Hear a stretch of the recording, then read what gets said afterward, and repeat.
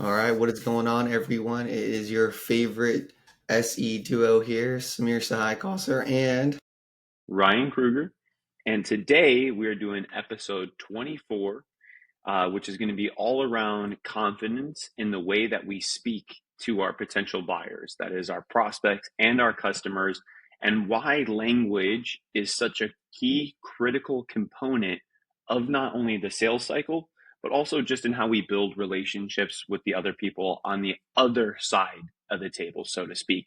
So I think to go ahead and just like tee off today's conversation, this has been a topic that I think we've even touched on a little bit here on the podcast. And I know we've definitely done some posting and memes around this, but the central idea of one of the number one things an SE should not do, which is respond with, it depends.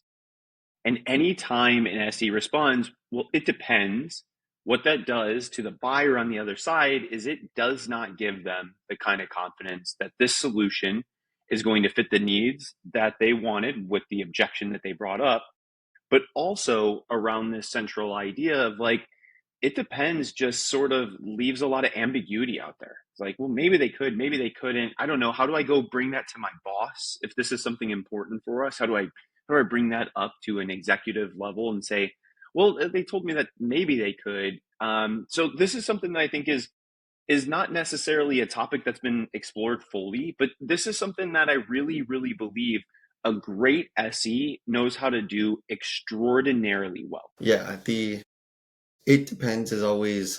I feel like when I was first starting, that was my answer a lot of the times of it depends because like in my mind, I was like, oh, well, it really does depend on if you are this size company or if you are have this types of goals, and it feels like the correct answer, but in reality it depends, puts the work on the buyer versus you as the seller. And our jobs is to make it as easy as possible for them to get to a signed contract. And the fastest way to do that is to be very, very prescriptive. And, I always like the analogy of if you go to the doctor's office and you tell them I have these symptoms and they respond with it depends, that's not gonna give you any confidence that the doctor knows what they're talking about. And similarly as like an SC, when we if we've done our jobs right, we've gotten a good amount of discovery done, we understand what they're trying to do, we shouldn't need to say it depends. We should say, oh, given that your goals are X, Y, and Z, this is our recommendation for you to achieve those. You have a 6 month timeline. All right, let's work backwards. If we actually want that to hit that go live date, it's going to take this much time. I've worked with other customers, similar situation as you, trying to do similar problems. This is how we solved it for them. So now you're becoming very, very prescriptive and specific rather than being a little bit vague and be ambiguous on that. Yeah, this is great. This is great. This doctor analogy, I think, is a really good example of this. So when you go to the doctor, like you just go into like your general doctor and you have a sore throat or you might have some symptoms going on. You're like, hey, I need to be seen by a doctor. You go into the doctor, and what happens is you start explaining to them, hey, here's all the symptoms I have. I had a fever the other day. My throat is really sore. I have a lot of allergies. I'm sneezing a lot. And what your doctor is doing with all that information is they're compiling it and they're saying, okay, based on the symptoms that you are telling me, it is most likely that you are sick with a cold, whatever it is. Now, when the doctor is doing that, there are definitely other options that come up for the doctor to say, well, maybe instead of the cold, maybe you have the flu, maybe you have strep. So, what your doctor doesn't do in that office, right?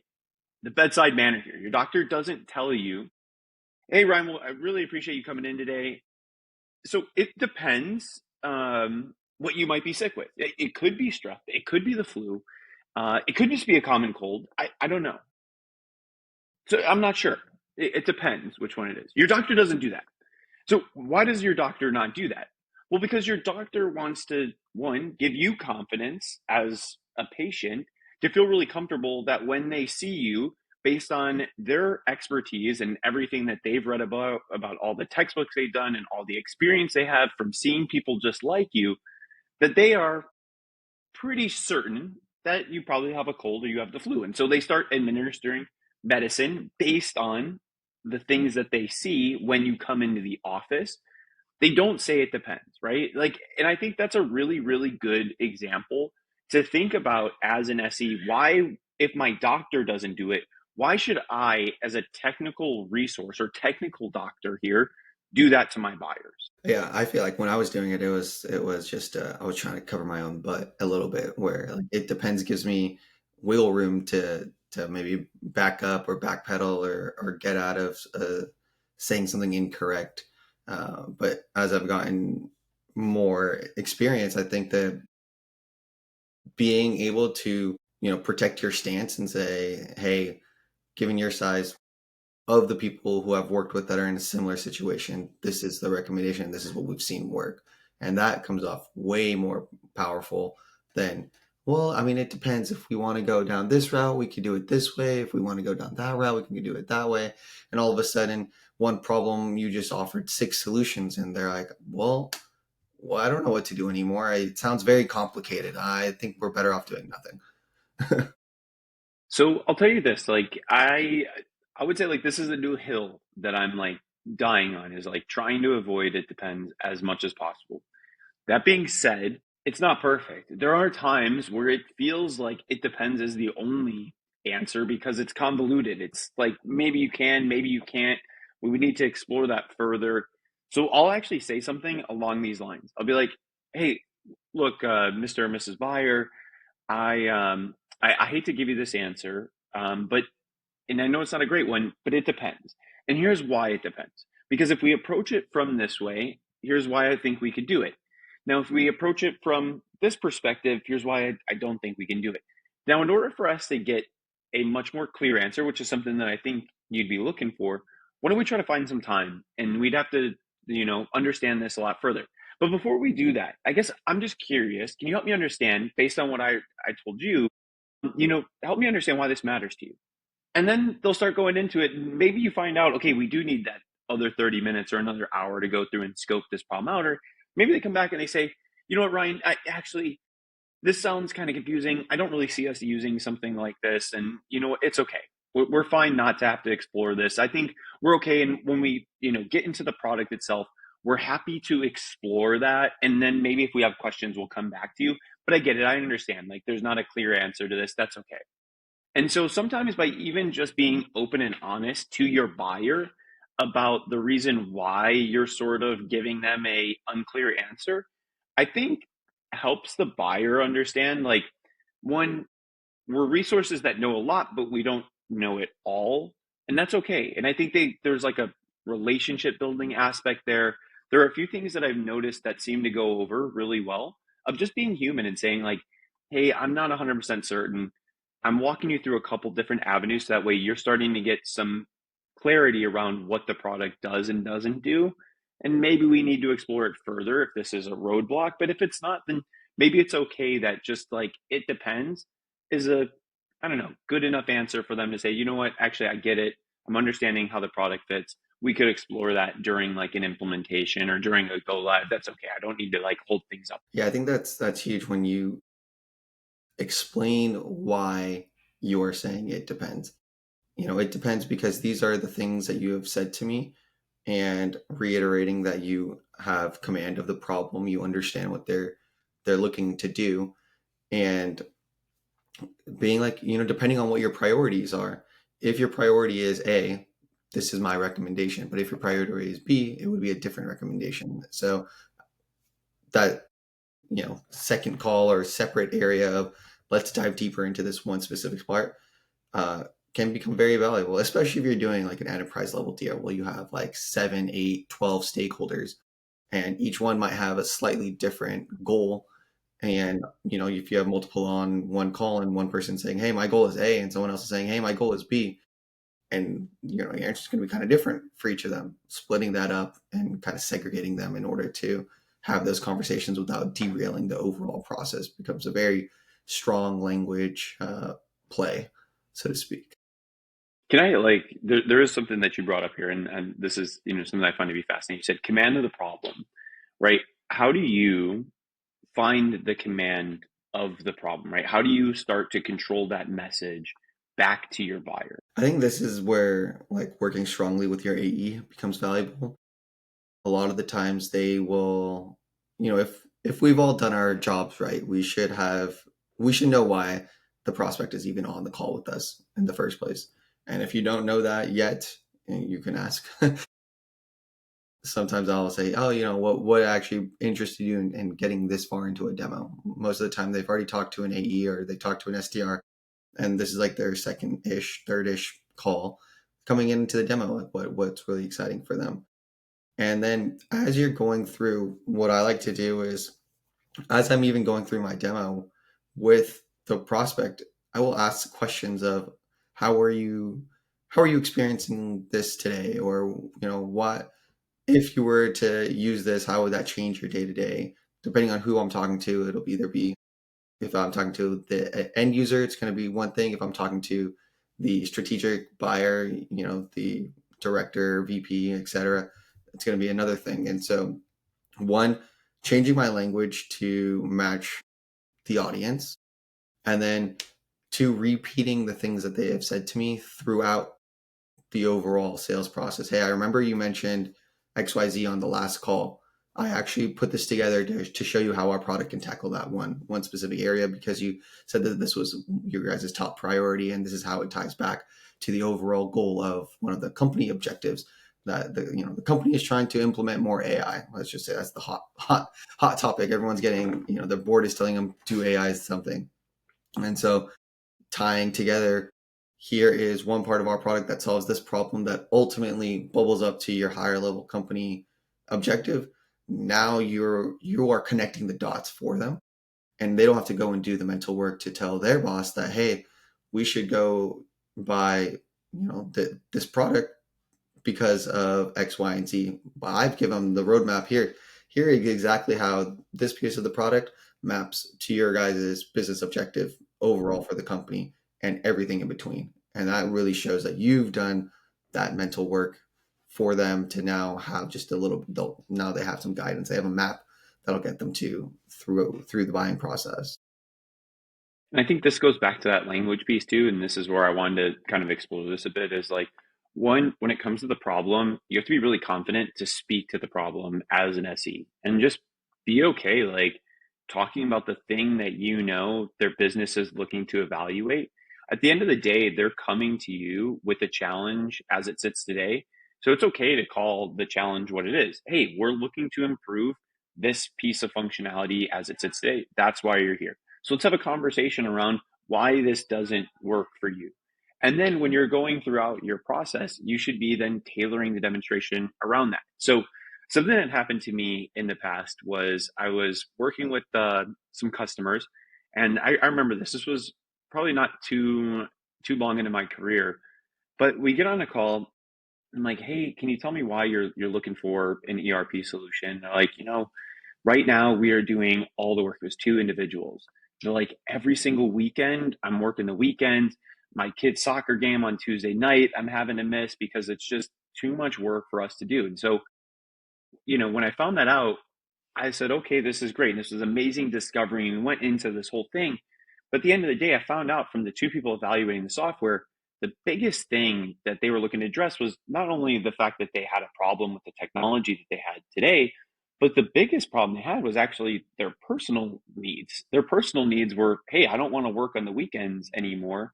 And so a solution like this could maybe help me get away from doing that. And so when we actually got into the demonstration, the first thing I opened up with, I said, hey, what we're going to do today is I am going to show you a demonstration of this ERP solution. And at the end of this, if you can see yourself not having to work the weekends, we'll call it a success. If anything else falls outside of that, then look, I don't think this is the right solution for you. And sure enough, that became the framework of the discussion we had. All right, great. So we're seeing some time savings here. We're seeing some process automation here. Boom, boom, boom. We're speaking to the problem throughout the entire demonstration. And at the end of it, we come to this conclusion. I say, hey, both of you think you'd have your weekends back?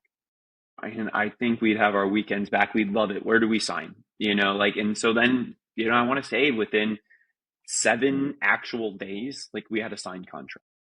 Now that's because I confidently spoke to the problem that they had. Was we have a problem with the technology. We also have a problem with the fact that I have to overwork because of the technology problem that we have today.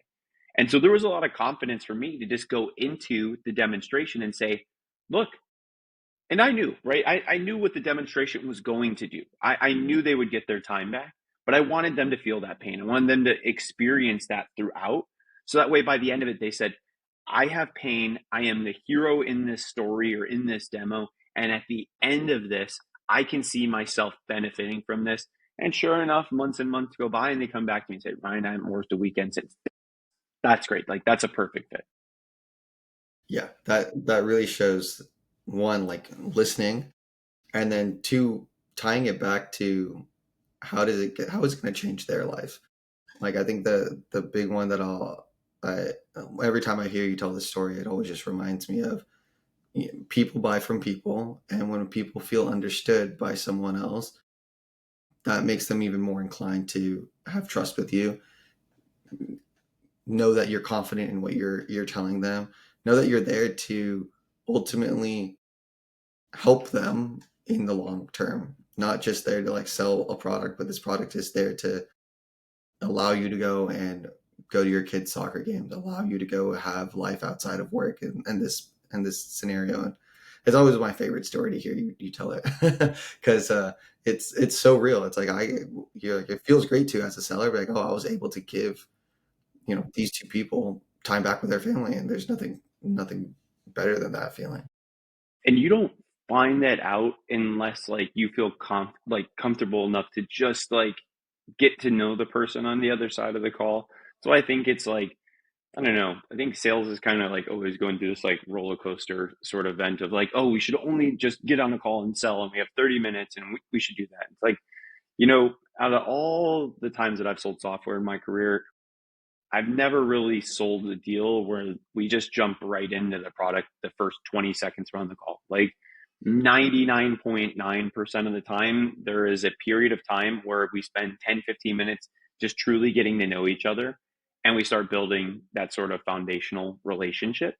And so I think that's really important. Like, don't forget to do those little things. That's why I love that story so much. It's because we found out there was this technology problem, but it sounded like the bigger problem was the personal problem. And then once you know that, you can command the message throughout the demonstration and really paint this sort of pain that they see and show them how that pain is going to be resolved. And look, that's how you can really accelerate deal cycles. There's another thing I want to touch on from the language piece. And like, I don't know, to fans of the pod, like at this point, if you've been with us for all 24 episodes, I think like Samir and I both are very intent on all the different things that we're doing, and we're constantly iterating and changing things.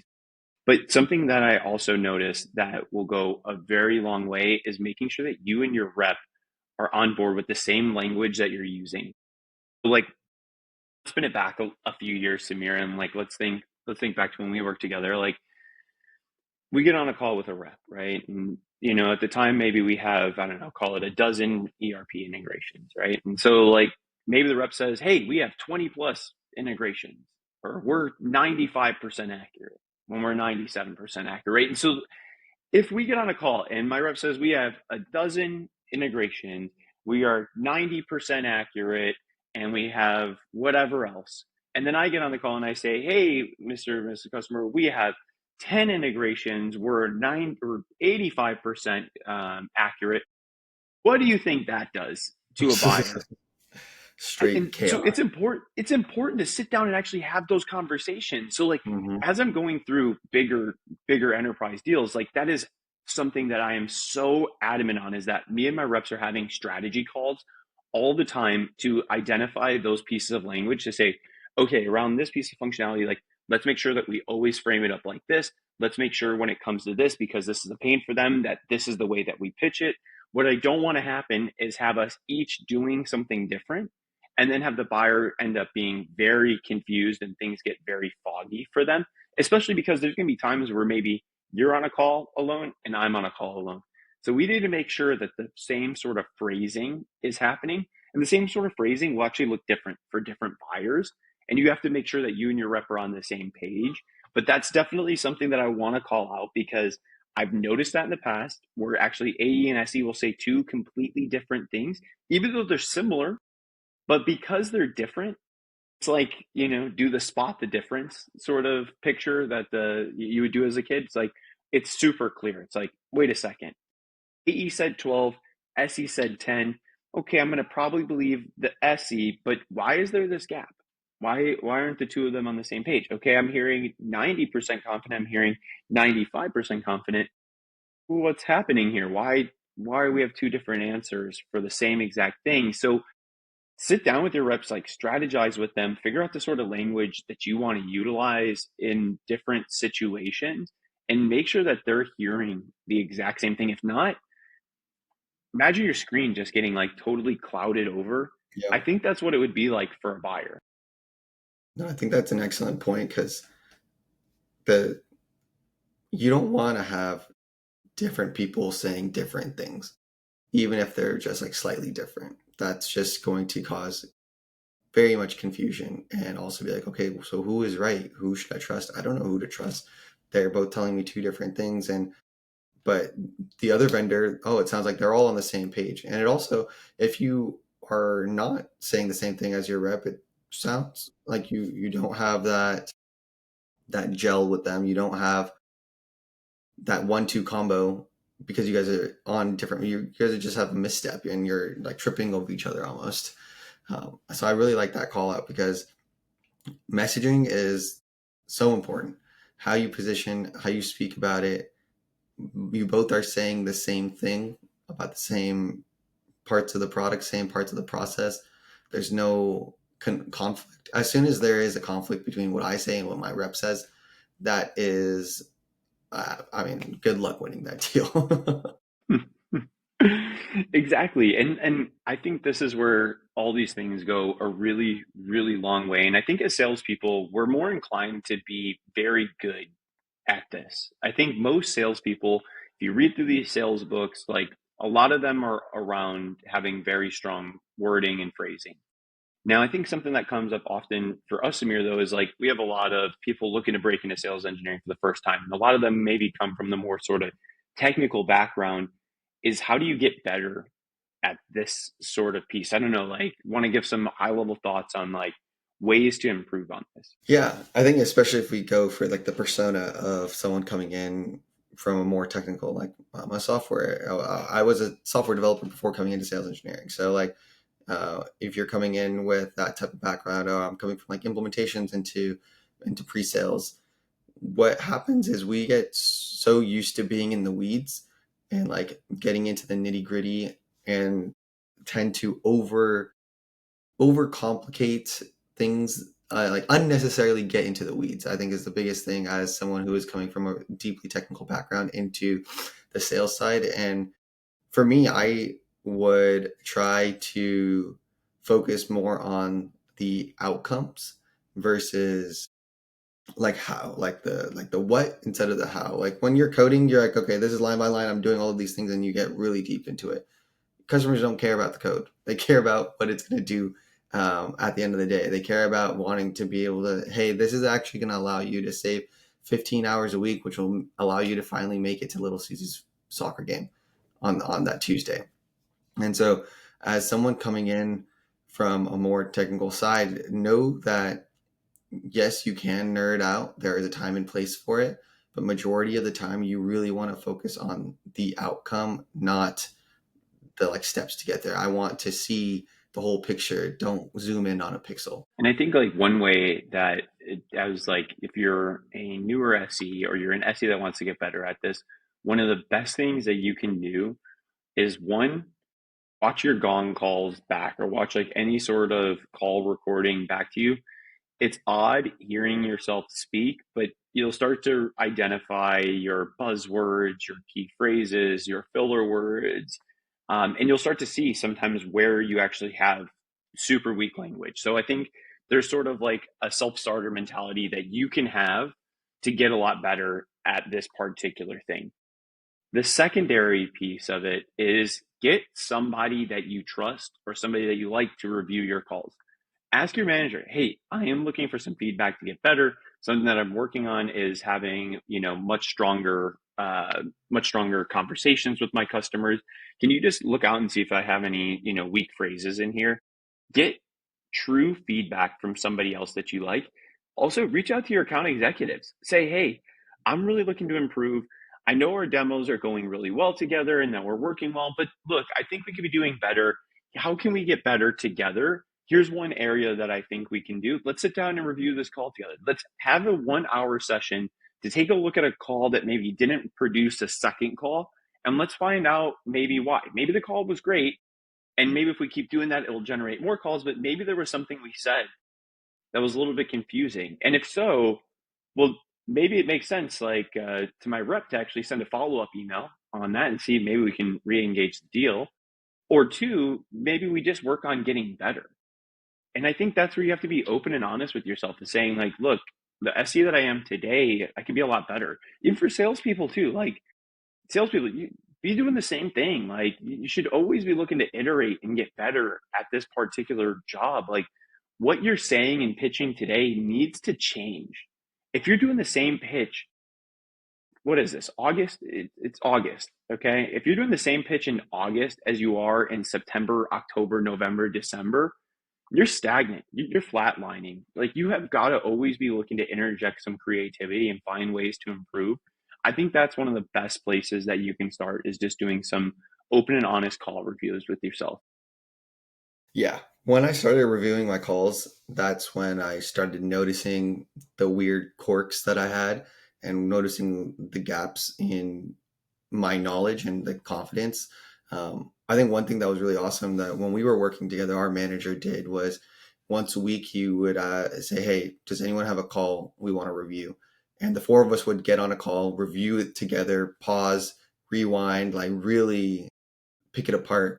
And I think because of that, all three of us, the three SCs and him, like we got way better at demoing so much more quickly because like hey, I had this call where this prospect just threw objection after objection, and I feel like I got destroyed.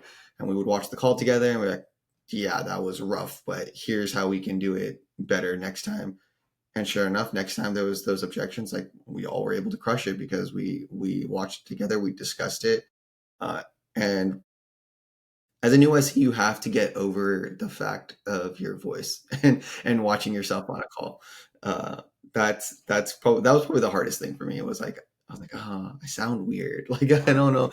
I like look. You like watch yourself back on tape, and you're like, this is kind of strange. But once you get over that, it starts becoming more fun. It's like, okay, I can add a little bit of a pause here. Let that part sink in for the audience. And oh, I realize that I keep saying this phrase.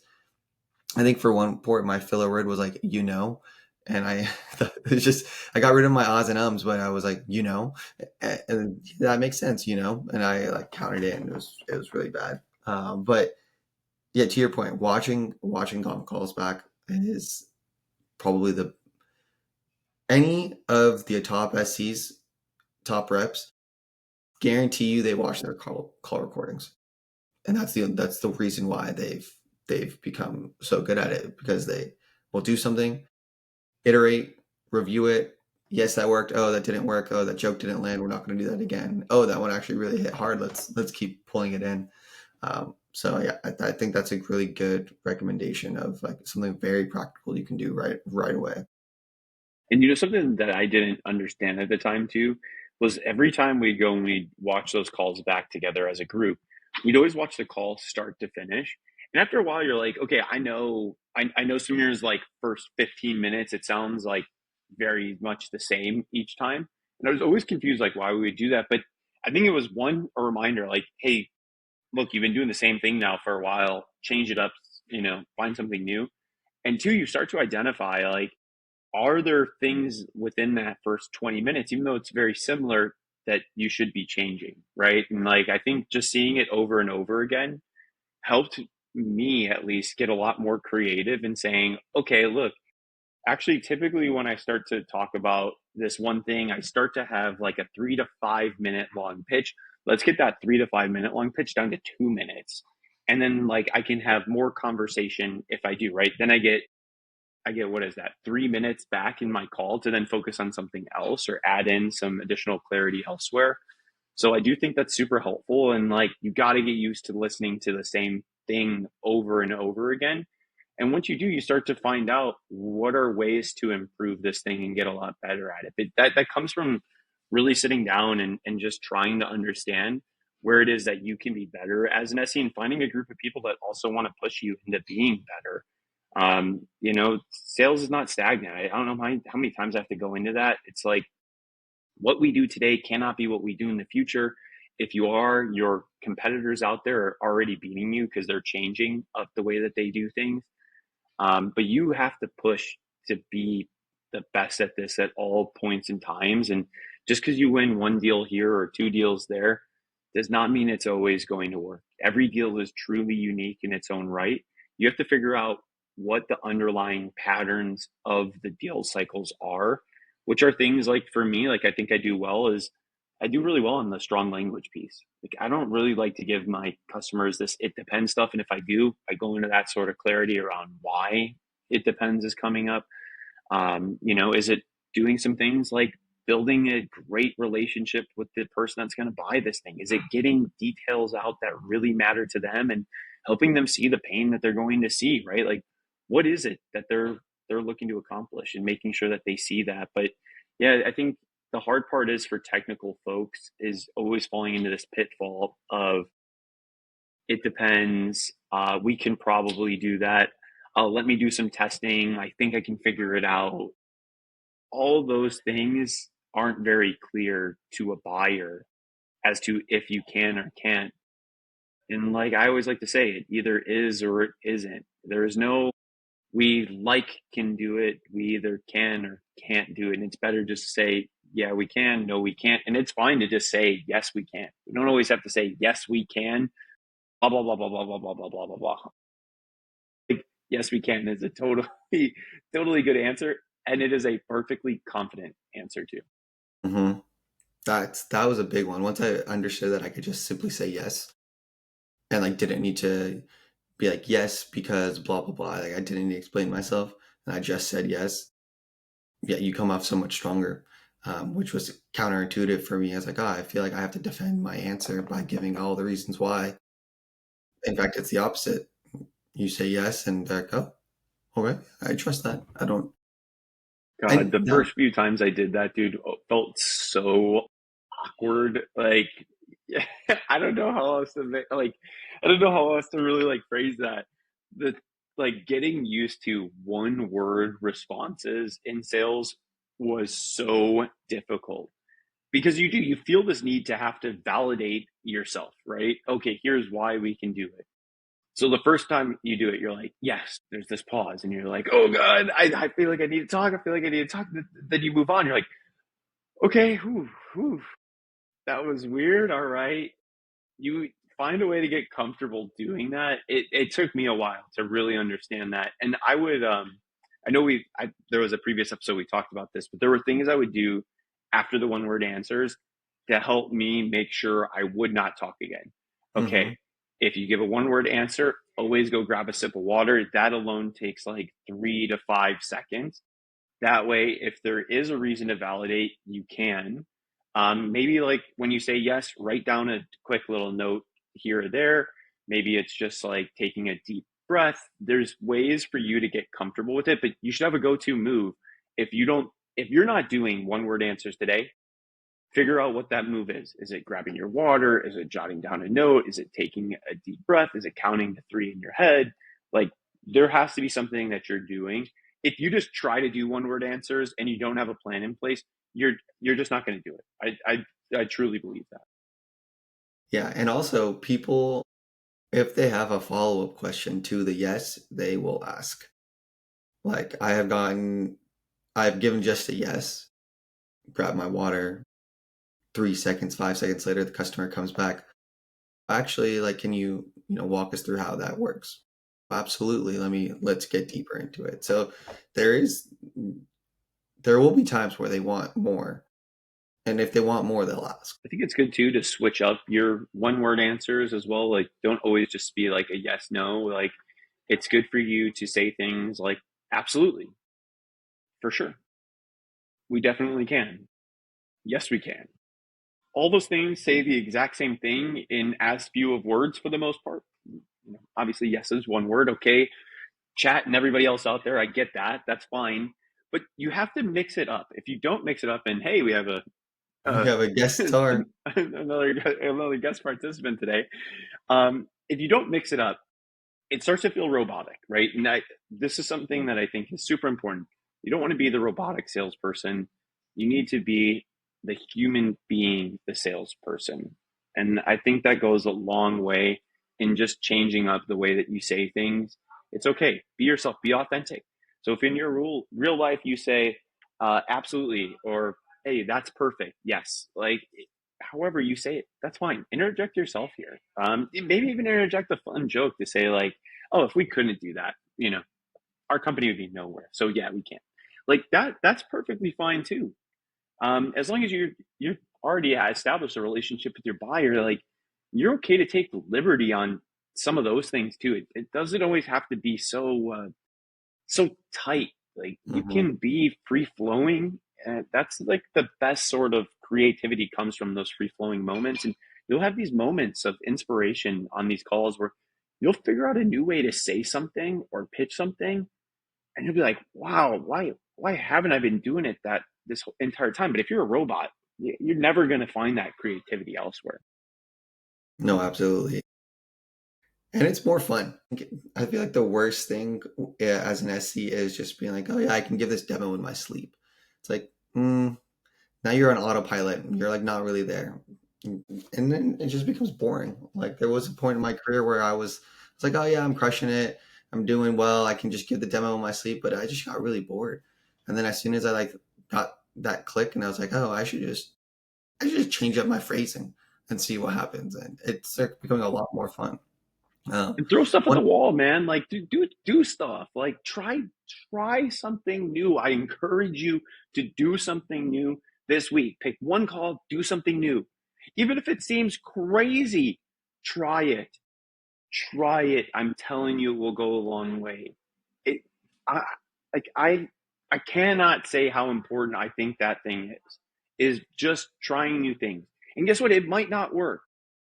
That's okay. It might not work. Be ready for when it doesn't work. It's fine. It's just a call. Like it's just one call and it's just one thing that you're doing. And guess what? Even if it is so bad, there'll be another at bat for you somewhere else. But try something new. Try to figure out that what that thing is that's missing in your pitch today. I and be confident to do that. Managers out there that are watching this, encourage your individual contributors to do those things. Mhm. Like give them the confidence to go out there and do something different. If you're going and watching their calls and doing call reviews and you see that that it's the same call over and over and over again, unless they are truly like peak top performer at the company and like they're selling software 85% of the time they're on a call, fine, whatever, maybe don't. But otherwise, you should tell them, try something new and let them have some freedom to go out there and explore some of those things and see what the win rates look like. I think for me personally, as soon as I was able to get out of my own head and start just being more free flowing who I am as an individual, to do some of those things, have a joke here or there and say, hey, look, yeah, we couldn't do that. What I wouldn't even have a job. Yeah, of course we can. That's fine. That's more unique to me, but I feel comfortable doing that with my buyers. Hey, you know what? Okay, I heard what you said there. That's super cool. I like that. Um, I'm not sure if this is gonna work, but you want to try it out? Like we have a few minutes. Let's see what happens. It might not work. That's okay. All right, cool. Let's try it out. Boom, boom. Hey, guess what? When it works, amazing. When it doesn't work, oh, hey, that's all right. That's totally fine. We can work around that. That's fine. But I really appreciate you trying. That's authentic to me. To other people that are watching, that might not be authentic to you to do some stuff like that. But what might be authentic to you is to say, okay, hey, I have this idea for a very tailored demonstration to this particular use case in this industry. And I've been working on it and I've been, kind of like brain mapping it. I would love to do it, but I don't feel confident enough to go and actually pursue it because when I came to the company, I saw the way SCs were doing things, and here's how we typically pitch the product. So I don't feel super comfortable to go and actually pitch this. Seriously, go talk to your manager and say, I want to try this out. I think it would work really well based on my experience. Here's why. Can I show you it and get some feedback? get some feedback, and then try to implement it. I really think that's super important.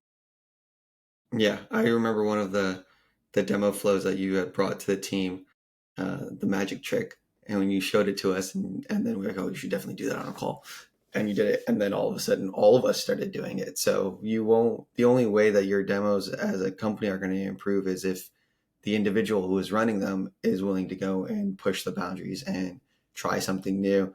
It works the first time, it works the second time, it works the third time. All of a sudden, you're like, oh, I think I stumbled upon something. Let me show the rest of my team, and let's see if we can get this across to more of the SEs. And as soon as you're doing that, now that experimentation you're doing on your own is impacting the whole organization.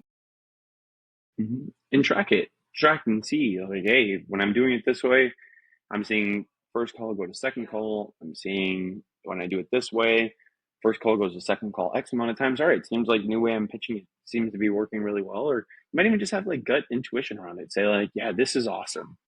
I'm seeing a lot of success. And then next thing you know, you win a deal. That's when you should be sharing with your teammates. Like, hey, I worked up kind of this new pitch, and I think this pitch is actually a big reason why we were able to win a deal like this. Let me tell you why I think it's important. And whether they use it or don't use it, that's okay. But you're sharing that knowledge across. And sometimes all it takes is one person to share something with me where I'm like, oh man, I feel like that's been missing. I feel like that's been missing in my demonstrations. No, okay, great. I can do that and it should work a lot better. Or even I just watch somebody else's call and the way they phrase something, I'm like, oh man, I'm going to use that. I'm going to kind of switch it up a little bit to be more in my voice. But that what they said there, oh, I need to say that, especially when I get asked a question like this. This is a much better way to answer it than the way I have been. So try, iterate, work with people and figure out what that looks like and watch other calls too. Watch not only yourself, but watch other people. You'll find stuff. There were ways that Samir did demonstrations that I liked much better for me. And I said, okay, I'm going to steal this chunk here. I like the flow of it. I like the clicks. I'm going to steal that. And I like the way he actually responds to this objection. So I'm actually going to take that. And you know what? Actually, this objection, the way he handled that, I'm going to verbatim, I'm going to strip that. I like that so much and it feels good in my voice. I'm going to actually strip that whole thing. That's okay too. It's fine. Like imitation is the best form of flattery. Like there's nothing stopping you from stealing the exact phrase from an SE. Just don't do the whole demonstration as another SE because it will never be authentic enough for a buyer. But one word here or one story here or a customer story, you can always interject that stuff. That's totally fine. Yeah. I will say, I will caveat though, when you are experimenting with new things, just do one experiment a call. Yeah. Do not do anything more. So, like you figured out your flow, tweak one part of it at a time because that's the only way you'll know if it works or not. So yeah, that is one caveat. Experiment and have fun, but only one thing at a time.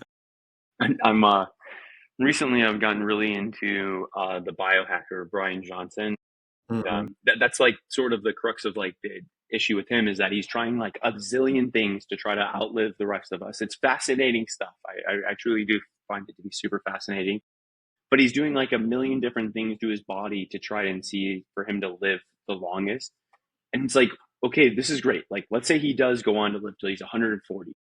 We're going to have no idea which of the million things he did Yeah, allowed for that, what right? So worked? you think about it that way, like best sort of science experiments, one thing at a time for you to understand, like, here's the best approach possible. And look, the best approach today is not going to be the best approach next month. That's just the truth. Absolutely. Well, I think with that, we'll wrap another great episode. Command that message, have that confidence, try new things.